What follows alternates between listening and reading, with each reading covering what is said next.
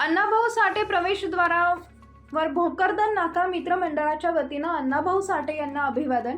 शिवसेना उपनेते तथा माजी राज्यमंत्री अर्जुनराव खोतकर, शिवसेनेचे उपशहरप्रमुख शेख नजीर रविकांत जगदणे यांची प्रमुख उपस्थिती. आज दिनांक 1 ऑगस्ट रोजी दुपारी 3 वाजेच्या दरम्यान जालना शहरातील अण्णाभाऊ साठे प्रवेशद्वार मित्रमंडळाच्या वतीने अण्णाभाऊ साठे यांना अभिवादन करण्यात आले. या अभिवादन दरम्यान माजी राज्यमंत्री तथा शिवसेना उपनेते अर्जुनराव खोतकर, शिवसेनेचे उपशहरप्रमुख शेख नजीर रविकांत जगदणे यांची प्रमुख उपस्थिती होती.